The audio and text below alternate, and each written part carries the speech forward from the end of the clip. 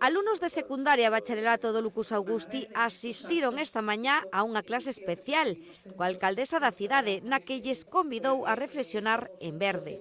A rexedora levou a este centro de referencia na capital unha charla sobre o proxecto europeo LIFE dentro das actividades para conmemorar a Semana Verde Europea. Reivindicar a Semana Verde, reivindicar que somos un concello verde, reivindicar que queremos ademais facer políticas encamiñadas á concienciación medioambiental, porque é un patrimonio inmaterial, pero dos mellores patrimonios que temos e que podemos deixar as generacións que veñen detrás. Grazas a este programa que a Unión Europea concedeu a Lugo, de las 1.400 presentaciones que se hicieron directamente a Bruselas, 26 se concedieron, 2 para España y una fue para Lugo.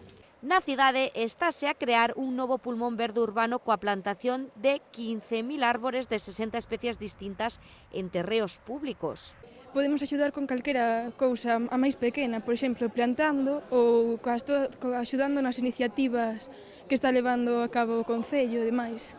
Os estudantes coñeceron tamén unha das accións centrais do plan, o estudo dun novo modelo productivo a través do uso da madeira como elemento estrutural de construción. Coa colaboración do campus lucense construirase o primeiro edificio público da cidade que se abasteza íntegramente de enerxía sostible. Pues se va a poner en práctica en un edificio que se va a llamar Impulso Verde, que vamos a hacer, un edificio institucional, y esa es otra de las acciones que se van a hacer.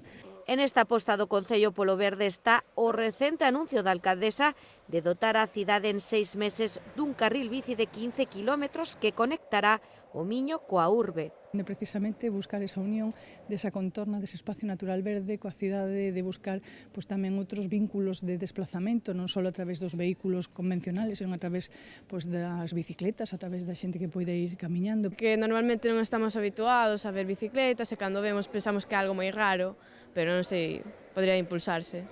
A actuación levarase a cabo por 27 rúas da capital e terá un investimento d'1 millón de euros que o Concello sufraga con fondos europeos do Plan Muramiñae.